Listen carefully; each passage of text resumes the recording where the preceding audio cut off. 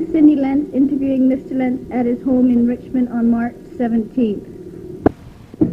Whereabouts did you live in the 1930s? In the 1930s, I lived in the Ottawa Valley in a small town of approximately 4,000 people, 40 miles northeast of Ottawa, a place called Arnprior, Ontario. And after I gather you spent your teenage years in Arnprior, and what did you do after you left Arnprior, and where did you go? After I left Arnprior in 1941 and joined the Royal Canadian Air Force, and was in the Royal Canadian Air Force from 1941 till 1946. After the Air Force, whereabouts did you go? I stayed around Arnprior that winter and played hockey, and in that spring I was forest ranging at the headwaters of the Ottawa River. And then from there we come out west and went mining in the Yukon Territory at north of Mayo. And then from there you moved to Richmond, is that right? I come back down and I took a job on the railway with the Pacific Great Eastern Railway, which was named at that time, which is now called the British Columbia Railway, and I worked with the Bridges and Buildings Department for approximately 5 years. And when you moved to Richmond after that? We got married and we lived in the West End and Pacific Street. And in 1955 we moved to Richmond. Okay. Now the period of your years that I'm most concerned with are during the 1930s. Okay.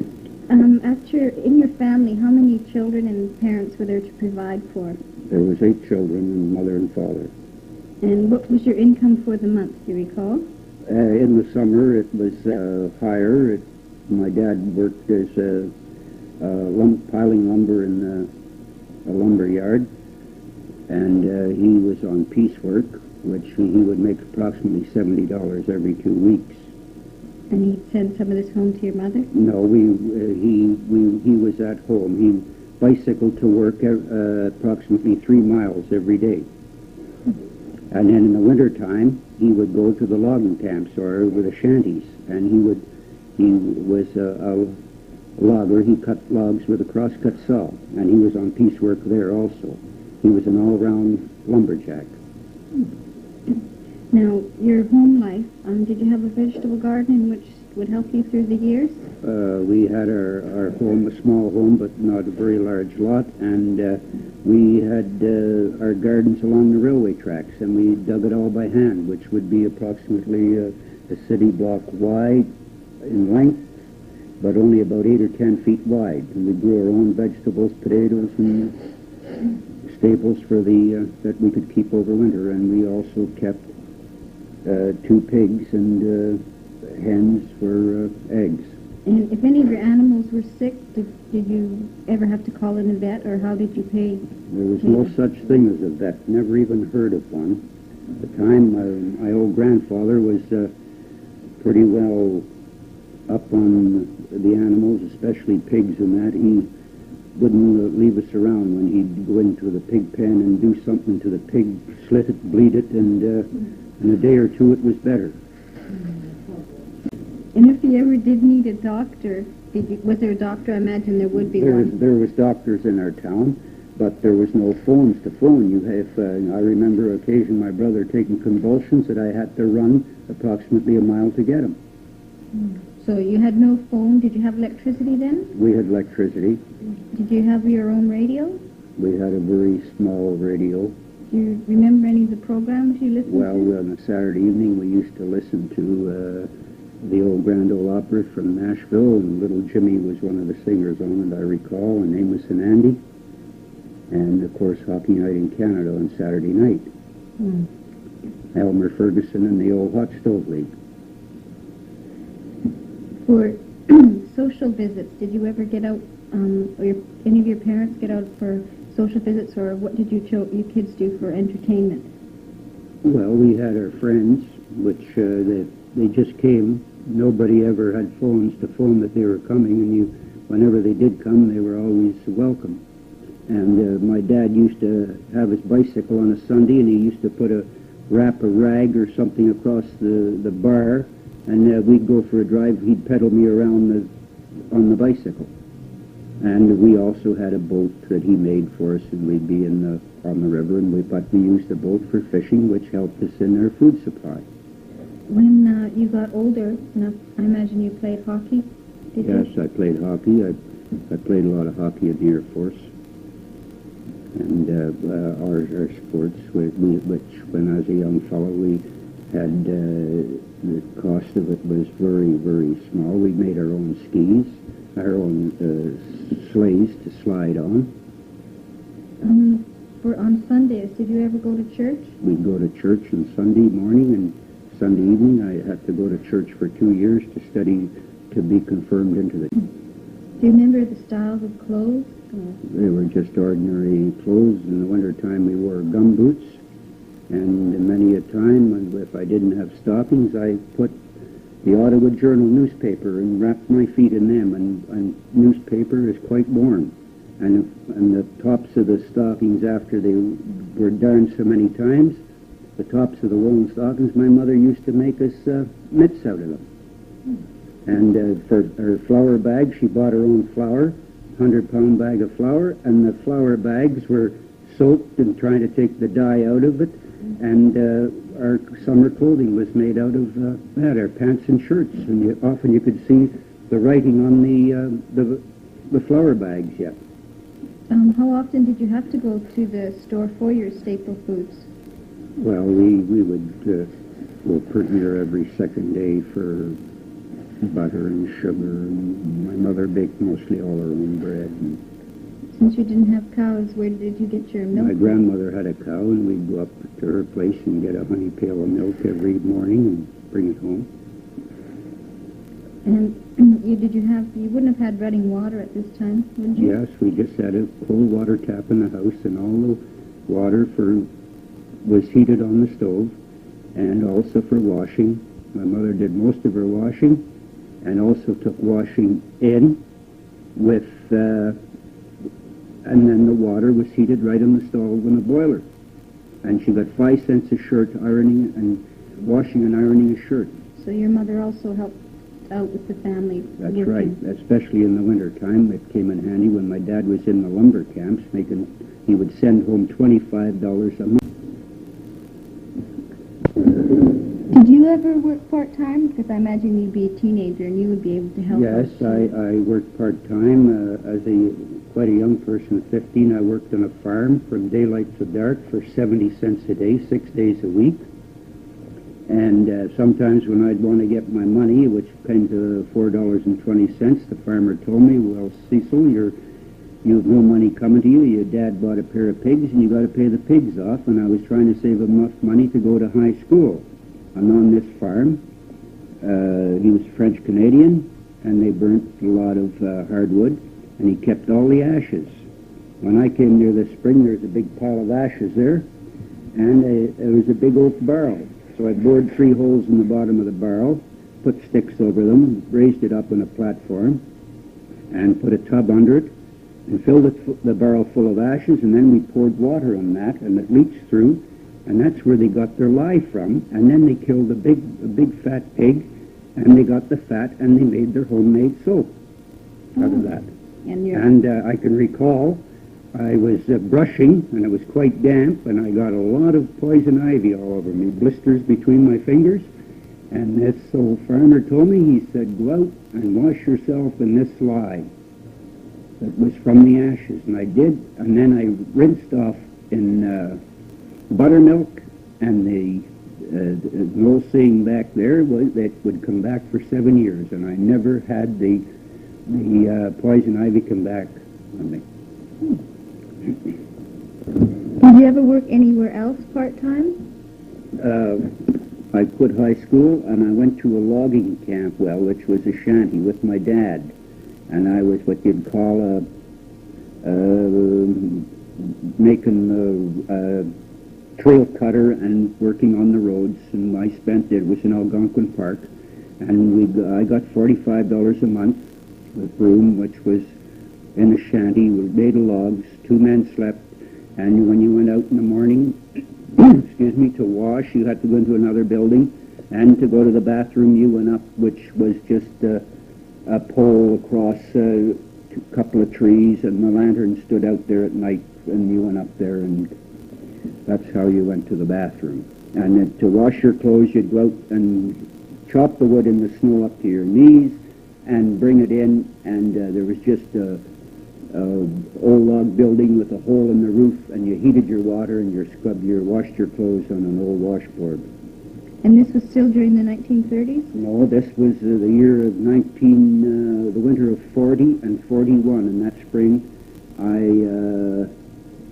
I come down, and I also worked in the lumber yard, shipping lumber for 35 cents an hour, 10 hours a day. And then I joined the Air Force in 1941, August. During the 1930s, though, when you sent the money home to your mother, in which way did she? No, I sent the money home to her when I worked in the logging camp, and that was in winter of 40 and 41, and I sent her home $20 every month, and that would help provide for my brothers and sisters. We had to help bring up the family in those days. Your family wasn't push on education? No, not really. My dad figured if we got through public school, that was sufficient, which he never had any education at all. He could just barely write his name. So that means you went up to what grade then? I went 2 years in high school and joined the Air Force. Were you ever on relief during the 30s? Well, what you call relief in those days was that you had to work for your money, and that my dad would, if he stayed home in the wintertime, didn't go to the shanties, he had to work 2 days for the the township, and he got $4 for those 2 days shoveling snow and keeping the streets clean of snow. There was no free lunch. And how often did he go on relief? Approximately my time, all I can remember is a couple of months during the winter time. And then he would get the odd day's work here and there, and we'd go out and cut cordwood by the cord and try and make a living like that. We'd go across the Ottawa River onto the Quebec side and cut a cord of wood, and we'd get 50 cents for it after walking about 5 miles each way. Where did you store your foods? Like most people had the artesian well, and they sort of made an icebox root house out of that. What did you have? We had a cellar in our house that went down from the kitchen, and we stored our potatoes and that, and we had a barrel of sauerkraut and pickles, dill pickles and preserves down there, and my dad would kill 2 pigs in the fall and wouldn't salt them, not real heavy. They mostly froze right out in the shed, and just enough salt to keep, if it was kept over till the spring of the year.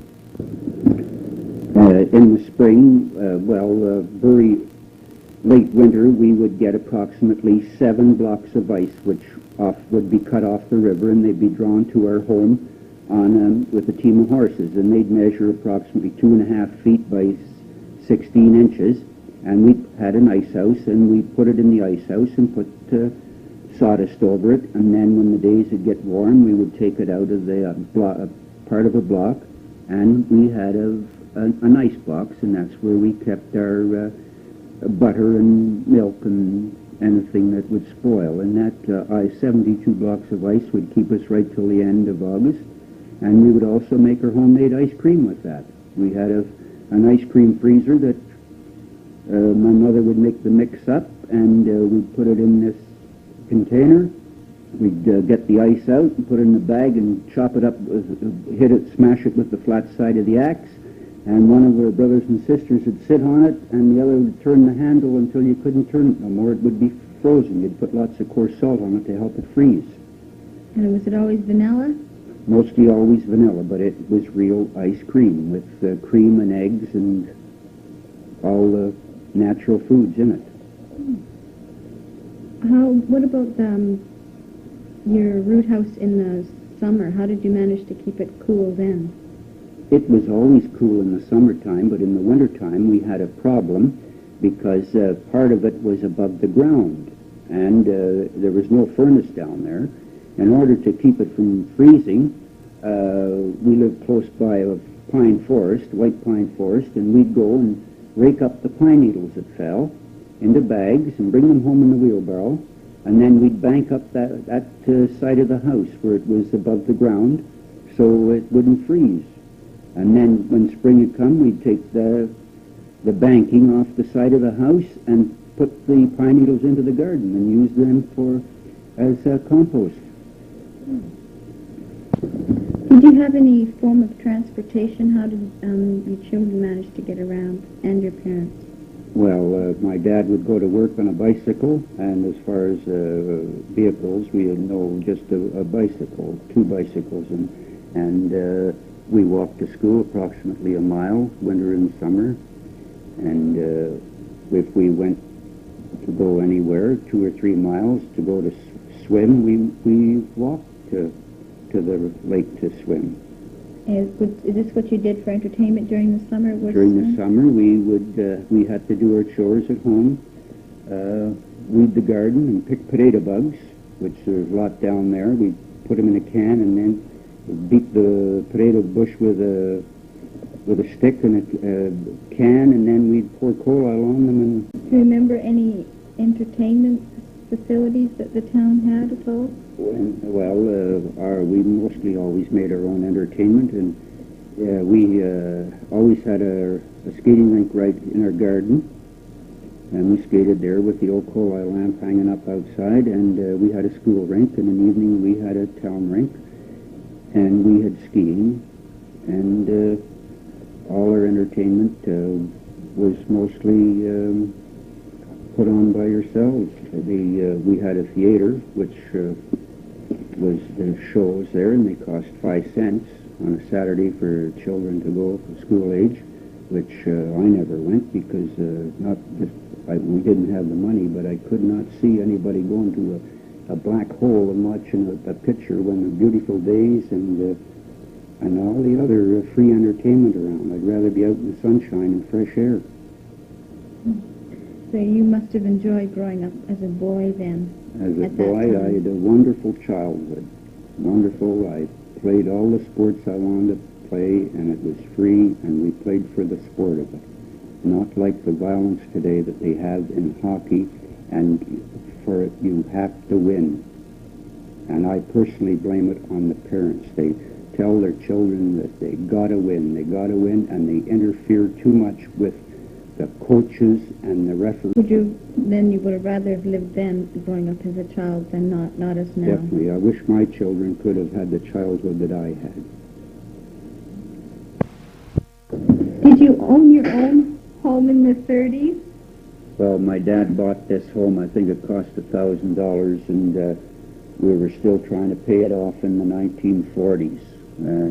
But during the 30s, there was a moratorium on the mortgages, and as long as you paid your interest, which I think was 2%, which came to $2 per annum, and in order to pay off the interest, I would go and cut wood for this old gentleman who held the mortgage, and I would cut the 2 cords of wood into stove wood length, and that's how we paid the interest off on the mortgage. What type of house was it? It was a 2-frame, 2-story home, a frame, and cedar siding, 3-inch cedar bevel siding on it, and with the cellar in it. And then later on we added another bedroom upstairs. At first it was just a 2-bedroom home. 2-bedroom home for 8 kids? That's right.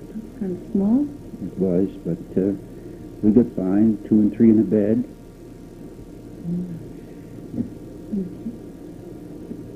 Your education system, do you remember very much about that, how you were taught? Well, we went to a primary school. There was no kindergarten in those days. No. The first grade was to learn our ABCs and counting.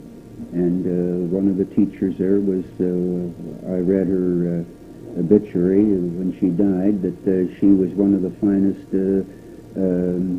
primary teachers in Ontario at the time. And I imagine you had the straps then. Was it used very Yes, often? we definitely had the straps, and our homework had to be done, and the teachers had no coffee breaks. At our recesses, if we didn't, we had to correct our spelling and get our arithmetic right before we could go. And if we did get the strap, and if we come home and told our parents, we would get another one. The teacher was right. When we were going to school, they had quite a problem out in the prairies with all the dust storms there for a number of years. They couldn't raise any crops, and us school kids used to bring, if we could afford it, canned goods or any even vegetables out of our garden, and they would take them to the railway station and ship them out west, and that was done through all Ontario at the time. In the small town of Arnprior, do you remember or recall any crime, or was there much at all? No, there was very little crime. We had a curfew, and we had to be off the streets at 9 o'clock. The old bell would ring in the town hall, and I can remember on many occasions I would be trying to get into a hockey game and would be standing around the rink to try and take one of the players' skates in. They'd leave us in if we were carrying their equipment in. And then when the policeman would come up the street, we'd all scurry home. He used to say, if you haven't got a home, I'll give you a home. And we had to be off the streets at 9 o'clock. Was this a certain age for the curfew? Yeah, yes, it was. I think up to 16 years of age. When I was in high school, I never, ever heard, I didn't even know what drugs meant till I come out west. And everybody got along. We had our own form of entertainment, and never heard of any girls getting into any problems, getting in the family way. That was just taboo in our small town. Now, on a farm society, the farmers would always help themselves. When you lived in a town, were you helping your neighbors, or did you mostly have to fend for yourself? Or was it a family, like you said your grandma would give you milk? Our grandmother lived up the street, and in return I would help go get the cow from the town pasture. She never had her fields to put a cow in, but there was a pasture there where a lot of the people had their own, and I think they paid $5 for the year to keep their cows in the pasture. So was it everybody fended for themselves, or family? Everybody generally had a garden, and there's lots of times there's some people that didn't have a garden. I remember one family that I was quite very friendly with the boys. We were chums, and we used to bring them in and feed them and make French fried potatoes and that, and we always had something to eat. Do you remember any hobos that you perhaps met or came to your home? Well, we lived right beside the main line of the CPR tracks, and I recall every evening about 6 o'clock in the summertime there'd be a train coming from the west, and a lot of cattle cars on it, and refrigeration cars, and those boxcars would be loaded with hundreds and hundreds of men on a train, and they'd be going from one place to another. Those poor men were chased from coast to coast by the railway bulls, which they called in those days. And there was a lot of well-educated men, but there was absolutely no work. And they were just kept going. But when the war broke out, the majority, in my opinion, of Canada's 1st Division was all young men that were chased from coast to coast. They weren't wanted, but in time of need, they joined up to fight for their country and freedom.